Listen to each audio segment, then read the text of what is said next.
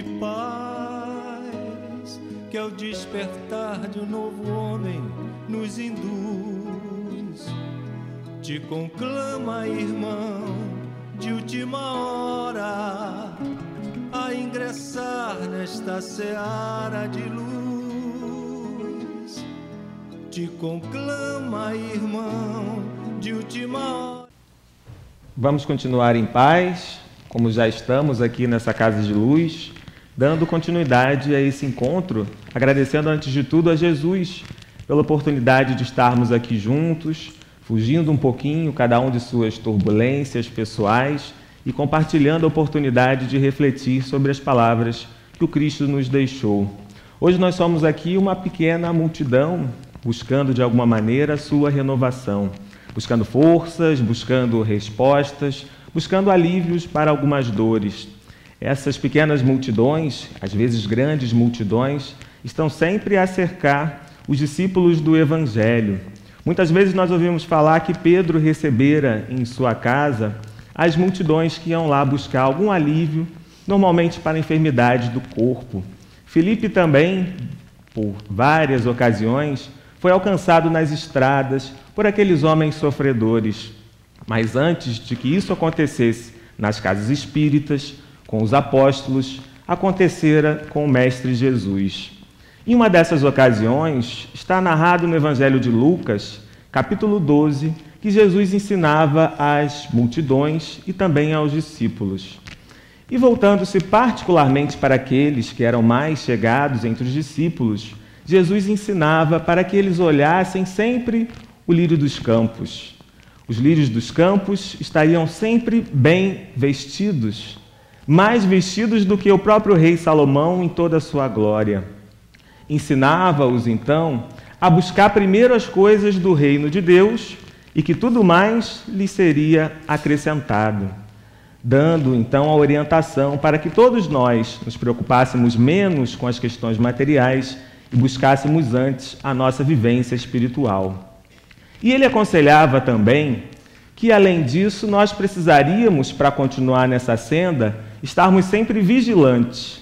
E ele dizia que as vestes precisavam estar cingidas, bem presas ao corpo, e que nós estivéssemos sempre com a luz acesa, em estado de alerta.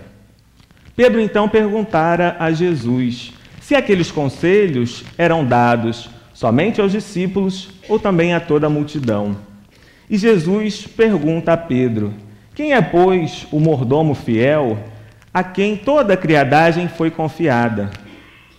E com essa pergunta, Jesus demonstra que aqueles que estavam ali, tirando o maior proveito das palavras de Jesus, são justamente aqueles que têm uma missão maior, são justamente aqueles que serão mais cobrados, porque a eles mais foi dado. E continua exemplificando que aquele servo que fica com a responsabilidade de cuidar da casa quando o Senhor se afasta e que sabe muito bem o que precisa ser feito para que todos os cuidados do lar sejam bem realizados, esse será mais cobrado, porque tem o conhecimento. Agora, aquele outro que tiver menos conhecimento e que mesmo assim fizer alguma coisa digna de ser repreendida, naturalmente as consequências serão abrandadas por falta de conhecimento. Veja que o que se estabelece a partir daí é uma relação entre o conhecimento e a responsabilidade. E essa ideia, ela tem sido tão disseminada e, por ser uma verdade universal, está ao alcance de todos nós em todos os tempos, ao ponto de nós podermos vê-la se reproduzindo na própria legislação humana, quando nós temos a distinção entre o crime doloso e o crime culposo. Notadamente, aquele que tem a intenção, aquele que sabe bem o que está fazendo e quais são as consequências, ele há de ser punido com rigor maior perante a lei do que aquele que pode até assumir a consequência de um ato, mas não entende bem ao que aquilo pode levar. Então, haverá sempre uma distinção, mesmo que em alguns casos seja bastante sutil essa distinção entre aquele que sabe o que está fazendo, tem conhecimento e ainda assim delibera pelo erro, pelo crime, e aquele outro que tem menos conhecimento. Então terá sempre a sua pena abrandada. Vejamos que nos nossos lares isso já funciona. Nós temos aquela criança que ainda está aprendendo a segurar o garfo e que ela, na hora de tentar se alimentar sozinha, e os pais já deixam de propósito, para que ela vá adquirindo a habilidade, vai deixar cair a comida. Várias vezes vai tentar levar o garfo na boca e vai ficar toda lambuzada. A gente olha aquilo e acha uma graça, um barato, né? A criança toda lambuzada. Agora, imaginem vocês se fosse eu, com a minha barba toda suja de alimento, já não seria mais tão legal. Imagina se eu, na hora de me alimentar, deixasse tudo cair. Alguém ia achar, ora, se ele não tem nenhuma dificuldade, deve ser mesmo desleixo. É preciso chamar a atenção. Então, nos nossos lares, nós já vamos sabendo quais são os filhos que estão na idade de precisarem ainda de mais conselhos, aqueles que ainda têm condição de errar e que a gente vai falando com mais cuidado, e aqueles outros que precisam de uma fala mais firme, porque sabe quais são os seus deveres e ainda assim os deixam de lado. E essa ideia, ela é uma ideia tão disseminada que a gente vai ver também na própria ficção. Lá no filme do Homem-Aranha, a gente tem, no primeiro filme, quando o tio Ben, que é o tio do Peter Parker, identidade secreta do Homem-Aranha, vai dizer a ele que aquele que tem muitos poderes também tem muitas responsabilidades. Então nós vamos começar a pensar nisso dentro da nossa vida, mesmo com aquelas questões que parecem que não estão ligadas diretamente ao Espiritismo. Mas o que é que foge da alçada do Espiritismo, que fala sobre a nossa vida, o nosso passado, o nosso presente e o nosso futuro? Obviamente que nada foge. Então, se nós sabemos, por exemplo, que é muito importante a primeira refeição, logo pela manhã, e se muitos de nós negligenciamos essas refeições, aqueles que sabem, naturalmente, podem ter consequências maiores do que aqueles que ainda não sabem. Porque a nossa consciência vai começar a acusar. Ora, eu vou dormir um pouco mais e saio sem tomar o café. Aí a gente pega uma condução, morando aqui em Cabo Frio, trabalhando lá no Rio, que vai demorar 2, 3, 4 horas, às vezes até 5 para chegar no destino. E aí olha quanto tempo a gente está sem se alimentar. E aí a consciência lembra, você sabia que deveria ter tomado café antes de sair de casa, porque a viagem normalmente é longa e demora bastante para que a gente chegue ao destino. E aí a nossa consciência, campo mental, vai se refletir no nosso corpo fluídico, o corpo sutil, que é o perispírito. E uma vez que se instala ali no corpo sutil, vai repercutir no nosso corpo físico. Então, cada vez que nós temos um conhecimento e que a gente não coloca em prática, a gente vai criando um conflito com a nossa própria consciência, que vai repercutir mais tarde no nosso corpo físico. Mesmo quando a gente não encontra essa consequência em termos de enfermidade, vamos encontrar nos termos das dores morais. São aquelas que a gente não sabe nem onde é que está doendo, né? Porque dói em toda parte ao mesmo tempo. E é por isso que a gente tem que começar a pensar nessa relação entre aquilo que nós já sabemos e observar se nós estamos de fato buscando praticar ou não, para que a nossa consciência não fique o tempo todo dizendo que tem alguma coisa errada. Porque a consciência é realmente uma coisa muito curiosa, não é? Nós, às vezes, respondemos mal a alguém e a gente tenta se cercar de justificativa. Ora, eu falei porque alguém precisava falar, mas a consciência volta lá atrás naquele ponto e alguma coisa ainda não bate bem. Ora, mas eu falei porque eu também estou muito cansado, a semana foi muito difícil. Ora, afinal de contas, eu falei porque essa pessoa repete esse mesmo erro. E assim a gente volta várias vezes na mesma questão. Às vezes essa viagem toda de Cabo Frio, lá para o centro do Rio, a gente vai voltando na mesma questão, porque a consciência já está indicando que tem alguma coisa errada. Melhor seria admitir, então, que nós falamos o que não devíamos e buscar a oportunidade futura de reparar e de não tentar incidir novamente na mesma falta. É por isso que nós temos a nosso favor essa arma maravilhosa que é a nossa própria consciência. Agora, o conhecimento, todos eles o têm da mesma maneira? É muito interessante que no Evangelho segundo o Espiritismo nós vamos observar aquilo que na prática, no nosso cotidiano, a gente consegue notar. É que, em primeiro lugar, o cristianismo ele não está difundido por toda a humanidade em todos os povos. Existem muitos povos que não recebem a mensagem do Cristo como nós recebemos. E entre nós, o povo que recebe a mensagem do Cristo, muitos há os que não leem. Entre esses que leem, nem todos estudam. E entre os que estudam, nem todos compreendem. Então, nós precisamos tentar também desenvolver em nós a tolerância e a compaixão por aqueles irmãos que têm algum contato, mas que ainda não compreendem. Quando nós olhamos para outras denominações religiosas, essa reflexão parece um pouco mais nítida, um pouco mais clara. Eu tomei conhecimento há pouco de um irmão que endossava a discussão sobre o fato de Jesus ter tido ou não uma esposa. E ele dizia que Jesus tinha sim uma esposa, porque em diversas passagens do Evangelho se fazia referência a uma tal de túnica. E eu achei aquilo muito estranho e não entendia que túnica era aquela. Até que, observando as passagens a que ele se referia, eu vi que não era túnica, era uma túnica, a vestimenta. E eu fico me perguntando como esse irmão deve ter ficado horrorizado quando, ao ler o Antigo Testamento, viu a passagem de Eliseu que parte a túnica em duas. Ou a passagem do Evangelho, quando Jesus recomenda que aquele que tiver duas túnicas, dê uma para o seu irmão. Então a gente vai observando que às vezes nós exigimos demais dos nossos irmãos porque eles têm contato com a palavra de Jesus, mas nós não fazemos ideia da dificuldade que eles têm para poder interpretar esses textos. Nós temos irmãos, por exemplo, que estão aí às voltas com a questão da doação de sangue, que, fora de dúvida, para eles é um obstáculo imenso.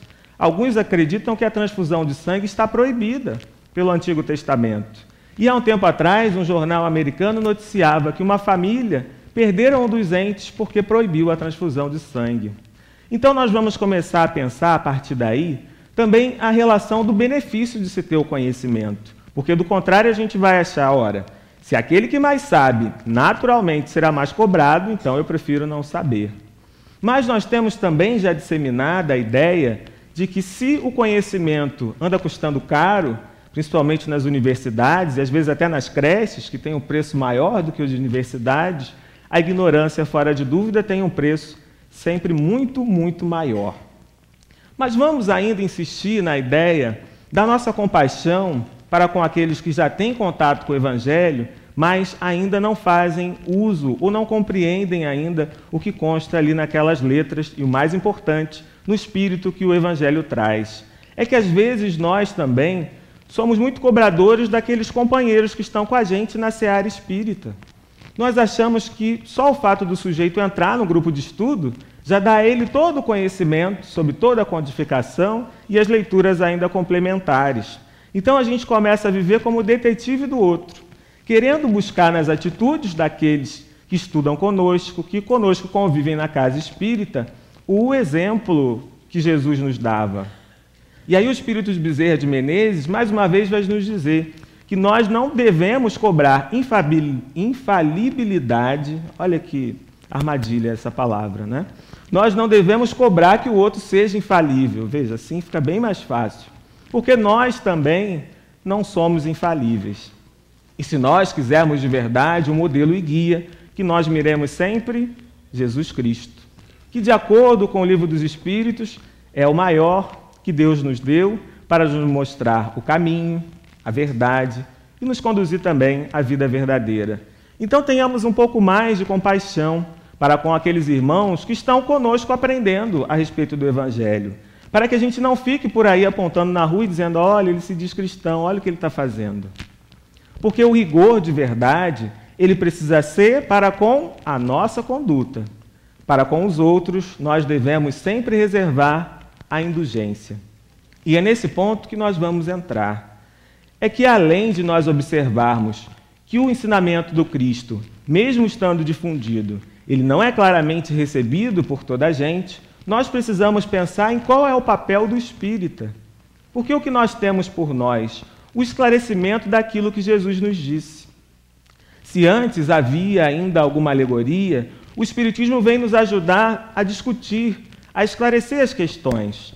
Aqui na Casa Espírita nós temos as exposições públicas, mas nós também temos a possibilidade do estudo sistematizado, na qual nós vamos sentar com o grupo, nós vamos debater, sem falar em todas as obras que nós temos à disposição. os livros e agora também o incremento do cinema, que num período muito menor de tempo leva ao alcance de muito mais pessoas a mensagem de Jesus Cristo, esclarecida pelo Espiritismo. Então, o que nós, espíritas, temos que começar a fazer? A buscar nos tornarmos menos egoístas, menos orgulhosos e menos preocupados com as questões que não têm muita importância. Porque dentro das casas espíritas também reina a curiosidade, as banalidades.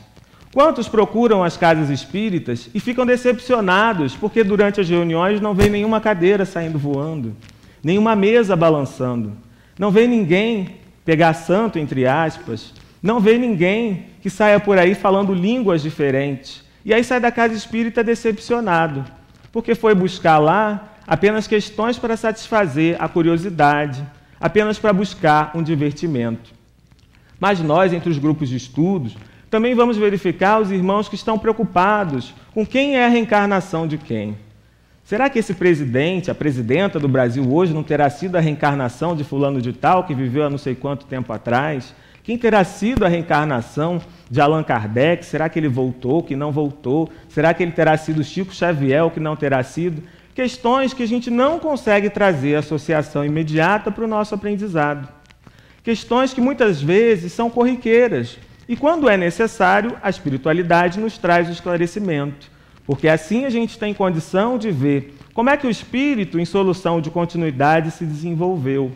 Então, sempre que a questão é importante, ela vai nos ser esclarecida de alguma maneira.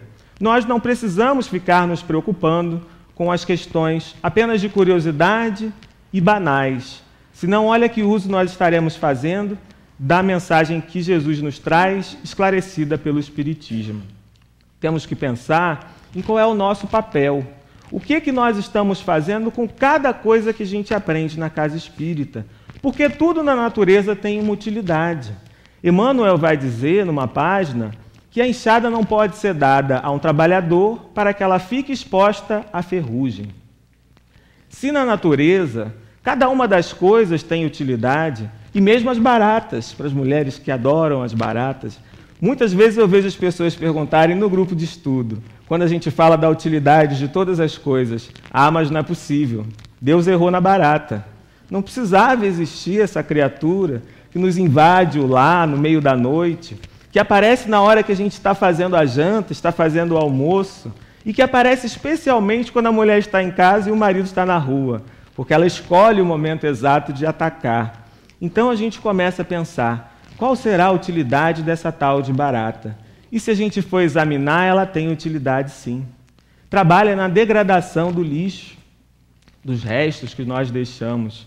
E se elas existem numa quantidade tão grande que passe a nos invadir o lar, será muito mais por nossa responsabilidade, porque não descartamos o lixo de maneira adequada, do que por culpa da pobre da barata, que está ali apenas querendo cumprir o seu papel. Então nós vamos observar que se há planos para os lírios dos campos, e eles estão assistidos por Deus, se há planos até para as baratas, e se elas estão também assistidas por Deus, cumprindo o seu papel da maneira determinada pela natureza, também nós precisamos buscar identificar qual é o nosso papel. E vamos então ser mais indulgentes, como nos recomenda a doutrina espírita, porque ela nos fala que nós somos falíveis.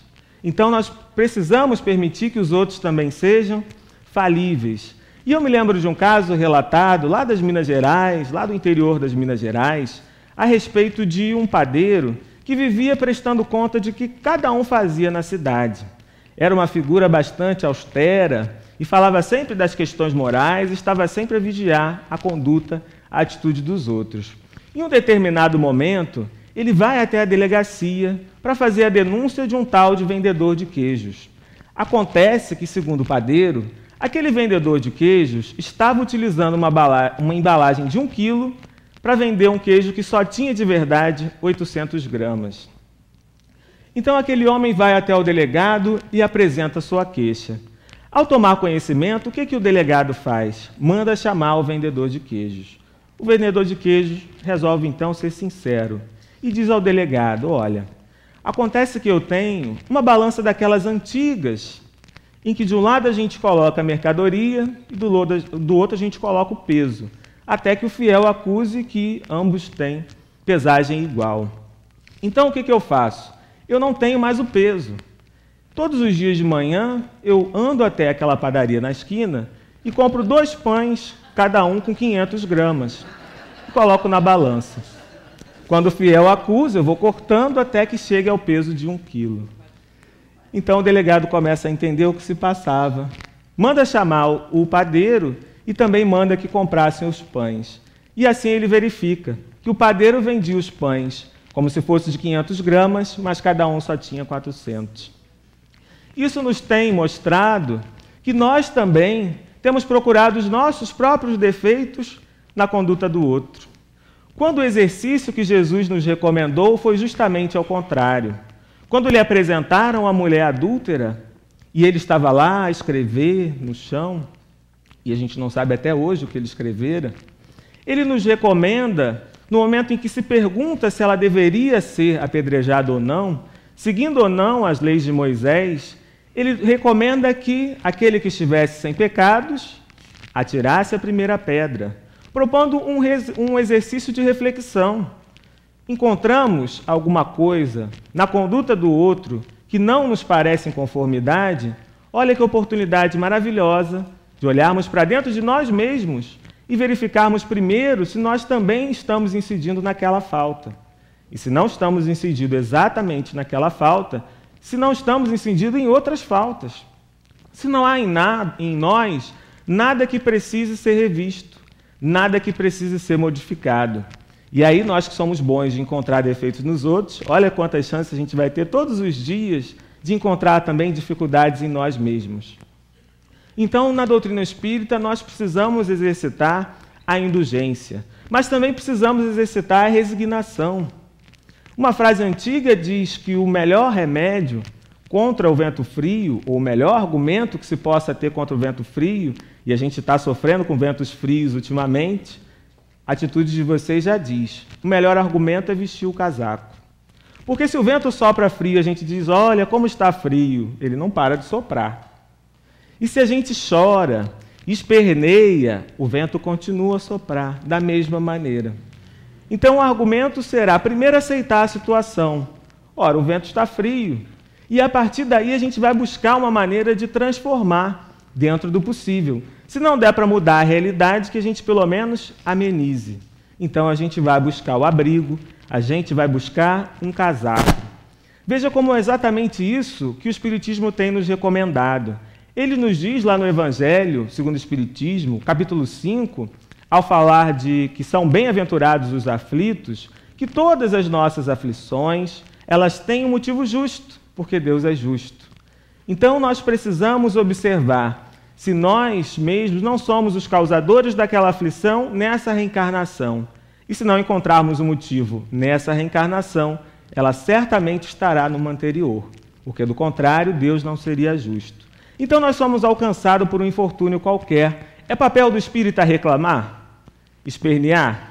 Chorar? No que isso vai modificar? Em nada.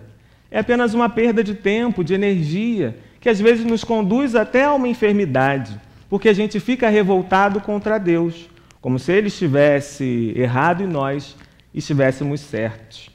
Então o exercício que nós teremos de tentar fazer é o da resignação. Se alguma coisa me alcança, o motivo é justo. Se estou na família que estou, a causa é justa. Se estou com os companheiros que estou, o motivo é justo. Então, primeiro eu aceito a situação sem reclamar e sem buscar outros culpados. E depois eu vou fazer o possível para poder transformar essa realidade. Veja que em 2 aspectos a gente já encontra pauta para trabalho à beça. De verdade, se nós nos concentrássemos em apenas um parágrafo do Evangelho segundo o Espiritismo, nós poderíamos passar a vida toda tentando exercê-lo. Já teríamos estudo o bastante em um parágrafo para arrumar uma pauta para a vida toda. E às vezes a gente chega no fim do livro e diz que já conhecemos tudo sobre o Espiritismo, que não tem mais nada que a gente possa tirar de proveito, como se além de ler, nós estivéssemos estudado, compreendido e estivéssemos de verdade praticando tudo o que ali consta. Então a gente também precisa exercitar, por esse motivo, a nossa humildade. Buscar fazer com que os nossos atos sejam cada vez mais verdadeiros e que o motivo seja cada vez mais interior do que o exterior. Que a gente possa sair da faixa na qual a gente primeiro buscava as coisas exteriores e possamos começar a vida verdadeira. Busquemos também isso na nossa prece. Do que adianta que a gente venha a se ajoelhar durante a oração se a gente, na hora de falar com Deus, nos colocamos no lugar do Senhor e dizemos a Ele: olha só, Deus, veja o que você está fazendo comigo essa semana. Semana passada você errou. Então, essa semana você precisa agir mais conforme aquilo que eu preciso. Então, a nossa atitude exterior, ela é aquela atitude de quem se coloca ajoelhado. Mas as nossas palavras, os nossos pensamentos, são aqueles de quem gostaria de colocar a Deus a nosso serviço. Então, nós precisamos buscar a atitude humilde na nossa maneira de ser, não naquilo que a gente quer aparentar para o outro. Porque quando nós nos preocupamos com aquilo que a gente aparenta para o outro, nós queremos que a admiração venha de fora para dentro. Porque quando a admiração vem do outro, eu também me sinto bem, me sinto admirado. O que falta aí? O que falta é o amor próprio. Quando nós não nos amamos, nós queremos que os outros nos amem. Então a gente fica esperando que o outro reconheça aquela imagem que nós estamos projetando, até vir alguém que não concorda com o que a gente diz, não gosta do que a gente veste, critica o nosso comportamento, e aí nós ficamos melindrados. Quantas vezes pode acontecer no grupo de estudo que a gente fale sobre as questões do Evangelho e vem alguém e diz: olha, isso tudo que você falou é besteira. E a gente fica sentido, quer trocar de grupo de estudo, às vezes troca 1, 2, 10 vezes e nunca encontra o grupo ideal, porque não vai encontrar. Nós não vamos encontrar o grupo ideal porque nós ainda não somos as pessoas ideais. Nós estamos no grupo que nos cabe. Nós estamos na casa espírita que nos cabe, caminhando pelas ruas que nos cabem. Então somos nós que estamos precisando de transformação, em vez de exigir a transformação de todos esses ambientes externos. A casa espírita, o grupo de estudo, o bairro onde nós moramos, querendo que tudo se transforme ao nosso redor, sem que comece em nós essa transformação íntima. Então o estudo do Espiritismo vai nos trazer todas essas responsabilidades novas que vão surgir com os novos conhecimentos. E é assim que nós vamos nos afastar da ignorância que tem nos aprisionado durante séculos. Vamos deixar para trás as práticas exteriores que não nos levaram a nada. Vamos deixar para trás aquele culto que se fazia por palavras que ninguém poderia compreender e que pouco transformava a vida. Se nós já estamos aqui observando a utilidade do Espiritismo nas nossas vidas, então nós não devemos ter medo do conhecimento, mas nós também precisaremos tentar praticar aquilo que temos aprendido. No item que nós estamos estudando, no Evangelho segundo o Espiritismo, itens de 10 a 12 do capítulo 18, nós vamos encontrar uma recomendação especial que se faz aos médiuns. Porque nós sabemos que o intercâmbio entre o plano espiritual e o plano físico, entre os encarnados e os desencarnados, se dá como uma bênção por misericórdia de Deus, para que aqueles aflitos possam receber a consolação, para que aqueles que ainda não têm fé tenham a certeza de que a vida continua depois da morte do corpo físico, para que aqueles espíritos que desencarnaram e ainda não se deram conta da situação no plano espiritual possam receber esclarecimentos através da conversa conosco, que ainda estamos reencarnados, que estamos no plano físico, numa condição bem próxima da que eles se encontram, porque não conseguiram ainda se desligar do plano material. Então é um recurso que nos é dado para que a misericórdia divina seja estendida. Veja aí quanta responsabilidade. Se nós fazemos bom uso, nos adiantamos mais depressa, porque quem muito tem, mais lhe será acrescentado, segundo Jesus ensinou. Mas, por outro lado, temos que prestar atenção na responsabilidade. Que uso nós estamos fazendo das mensagens que chegam através do intercâmbio mediúnico? Eu estou utilizando para aplicar sempre nos outros? Olha, veja que coisa interessante o mentor da casa nos trouxe. Deve estar fazendo referência à atitude de Beltrano, de fulano, porque eles não andam agindo conforme a lei de Jesus. Nunca é para a gente, sempre é para o outro. E há aqueles também que vão receber uma informação em caráter sigiloso e às vezes comete o erro de sair disseminando aquilo. Quem é que gosta de que um segredo que a gente confia a alguém possa ser dito por aí a todo mundo? E que lição Jesus nos deixou quando recomendou que nós fizéssemos ao próximo aquilo que por nós também nós gostaríamos que fosse feito, e que nós, logicamente, não fizéssemos aos outros aquilo que nós não gostaríamos que os outros fizessem a nós. Veja que guia de consciência interessante que às vezes a gente deixa de observar. Mas essa ressalva ela vai ficar valendo apenas para a prática da mediunidade? Claro que não.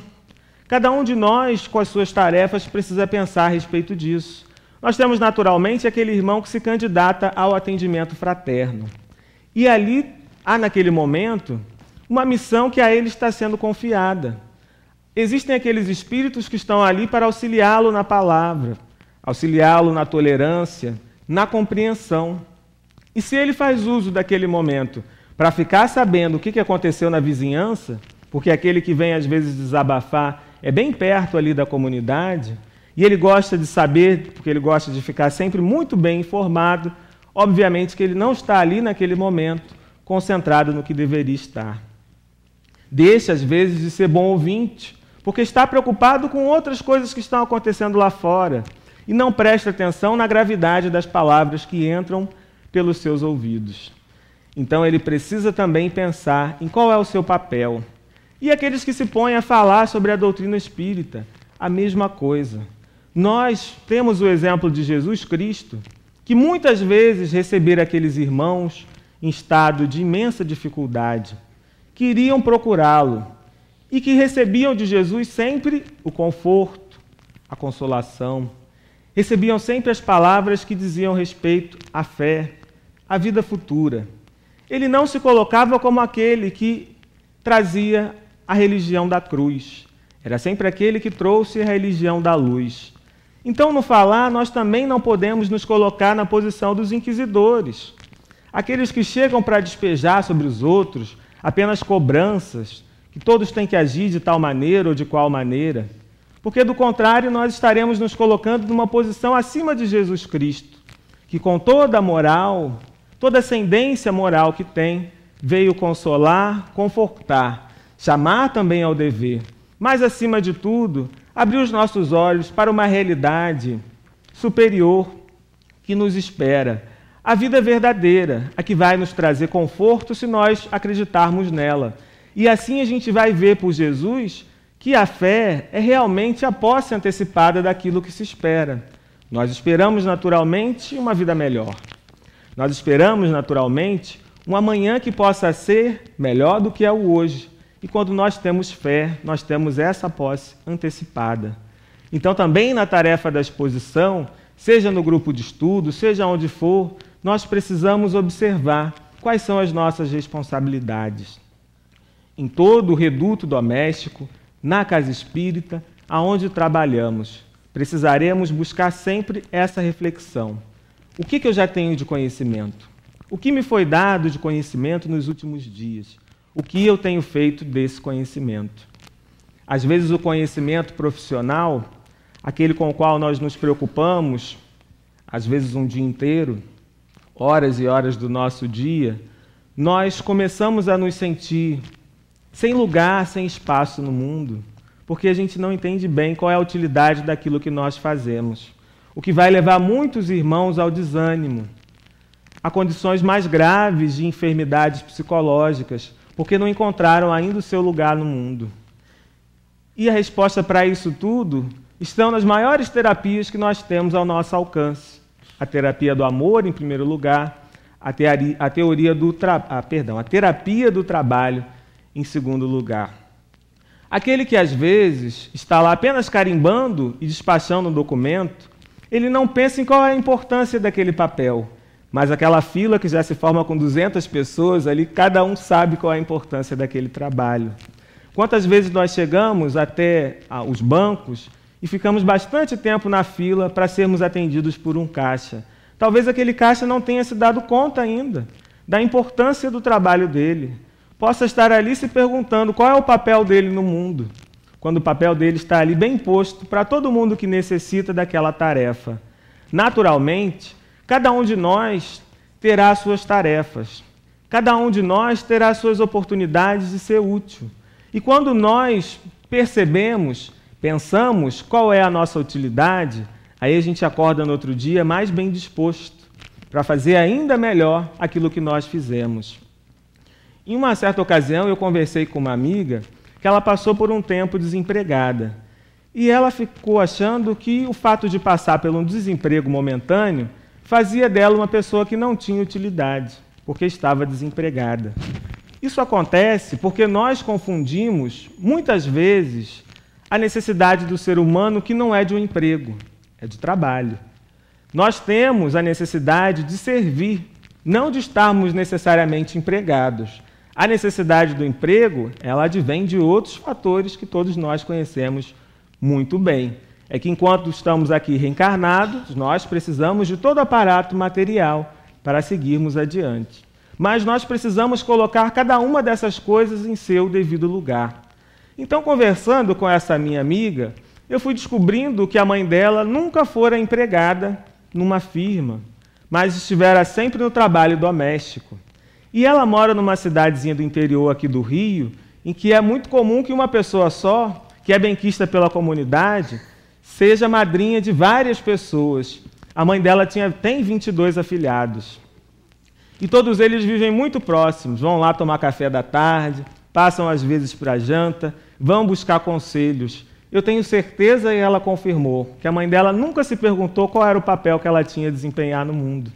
Porque o que sobra para ela é motivo para entender que no outro dia ela precisa acordar cedo e que tem muita coisa que depende do seu trabalho. Mesmo que ela não estivesse empregada de carteira assinada, no sentido material, certamente a carteira dela está assinada no plano espiritual, porque ela assume uma tarefa e acorda todos os dias para poder levar essa tarefa adiante. Então, cabe a cada um de nós essa reflexão. O que é que nos está confiado? Qual é a enxada que nós estamos carregando? E nos perguntarmos se ela também, em algum momento, não fica parada, estacionada nos cantos. Porque nós precisamos lembrar que aquilo que nós temos e buscando, mais nos será dado. E a prova disso, gente, é a preguiça. Aquele dia que a gente está com preguiça e vai buscar o descanso, o tédio só aumenta. Alguém, depois de se render à preguiça, ficou muito bem disposto? De jeito nenhum. Cada vez que a gente se entrega à preguiça, o que vem mais é preguiça, cansaço. E a gente vê algumas pessoas que dizem, mas eu estou muito cansado, depois de passar dias em casa. Termina as nossas férias, aquelas férias que a gente se entrega ao descanso, no outro dia a gente não quer ir trabalhar de jeito nenhum, porque se acostumou àquela rotina mais calma, mais tranquila. E nós só vamos encontrar a disposição quando começamos o trabalho. Quantas vezes o corpo só reage de uma gripe, de uma enfermidade, quando a gente resolve levantar, toma aquele banho, vai pegar um pouco de sol de manhã e começa a fazer aquelas atividades que o corpo já aguenta. Em seguida, rapidamente, a energia vai aos poucos voltando. Então nós precisamos buscar também o emprego do nosso tempo nas atividades úteis, porque aí mais será dado àquele que já tem. Aqueles, naturalmente, que mais têm a facilidade para perdoar e que perdoam de verdade, são aqueles que receberão perdão numa oferta mais larga. Aqueles que estendem a mão serão sempre aqueles que terão as mãos perfumadas e que não terão por falta, em nenhum momento, de quem também estenda a eles a mão. Basta que exista fé. E como nos tem faltado essa fé? A gente tem fé com muita facilidade nas questões materiais da vida. Todos nós temos coragem, ou quase todos nós temos coragem, de nos empregar numa tarefa por uma remuneração que às vezes nem é aquela que a gente gostaria. Mas a gente passa 30, 35, 45, 50 anos da vida acreditando fielmente, tendo fé que depois de um mês de trabalho, o salário cai na conta. A gente tem tanta fé que passa todos esses anos trabalhando, para no fim da vida receber aquela aposentadoria que é assim pequenininha. Mas ainda assim a gente faz esse esforço, porque nós temos fé nas coisas materiais. Nós temos fé que com salário, com dinheiro, a gente compra alimento, a gente compra roupas, a gente compra coisas. Se nós tivéssemos essa fé também no sentido espiritual, acordaríamos todos os dias para trabalhar pela nossa renovação, porque teríamos uma certeza ainda maior e mais inabalável, porque o salário às vezes atrasa, às vezes a firma quebra, não paga tudo o que deve ao funcionário, às vezes no fim da vida aquele salário não é o suficiente para manter a família. Mas com as questões espirituais, não.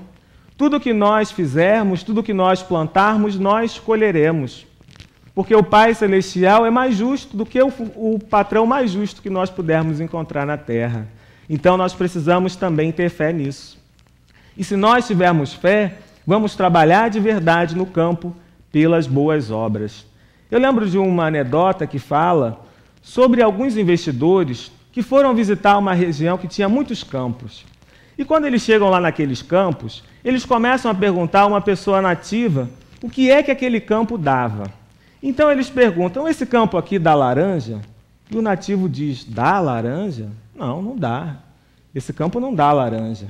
Mas então, com certeza, ele deve dar abacate. Não, o campo não dá abacate.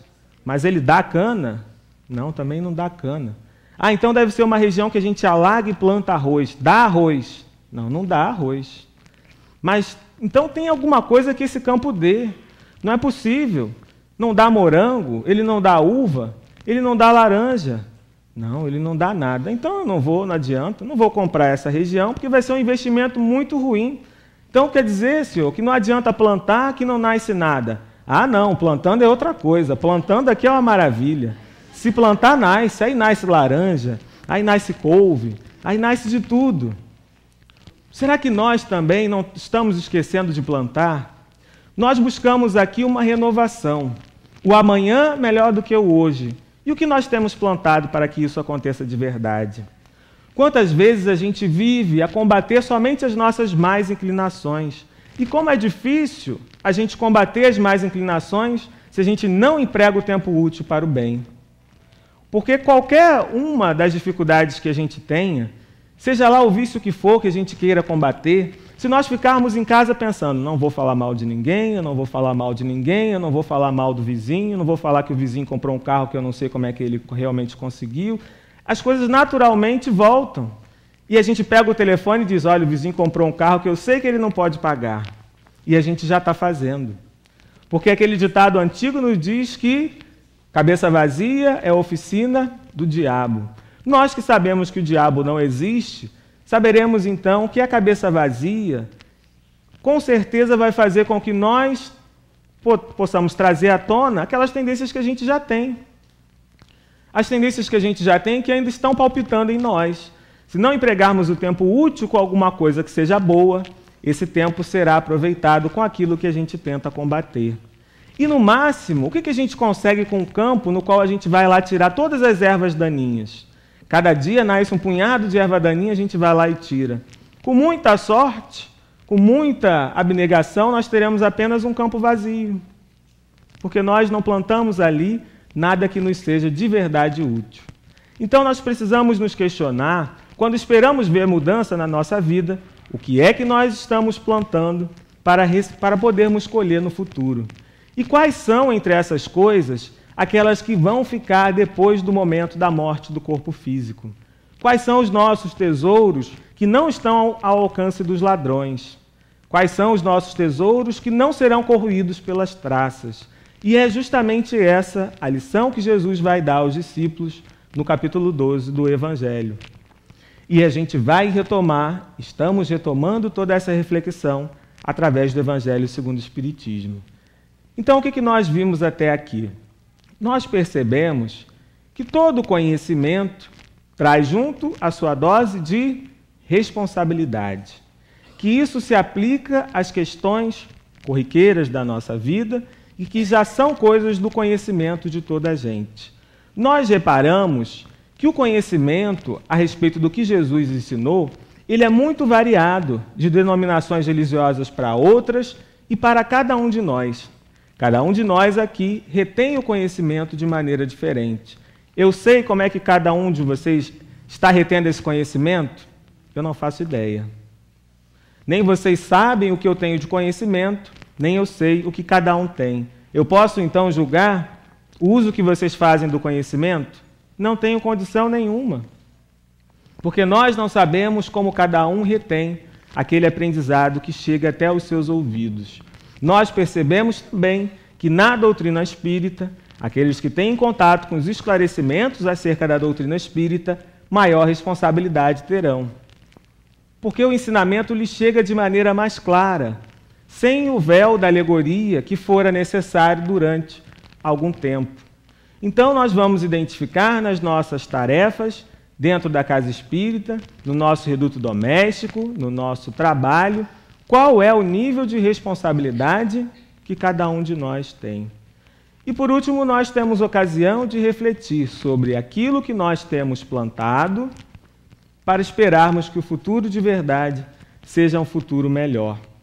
E a partir daí, resta-nos ainda refletir sobre quais são as consequências que a vida tem nos trazido. Porque através desse exame, nós vamos entender melhor o que foi que nós estivemos plantando nos últimos tempos. Se o fruto que chega até nós hoje é bom, significa que plantamos boas coisas. Se ainda estamos lidando com os frutos amargos, lembremos que o motivo é justo, que no momento de plantar, não plantamos de maneira adequada. Então estamos aqui no momento de resignação, para então refletirmos sobre o que fizemos e, a partir de agora, fazermos de uma maneira diferente. E se fizermos tudo isso, nenhum de nós mais vai precisar ter medo do conhecimento que chega através da doutrina espírita, porque nós já estaremos prontos a plantar o bem, então tudo de bom que nós recebemos será então aumentado. Enfim, nós teremos de verdade esse amanhã que seja melhor do que é o hoje. Para nós, muita paz.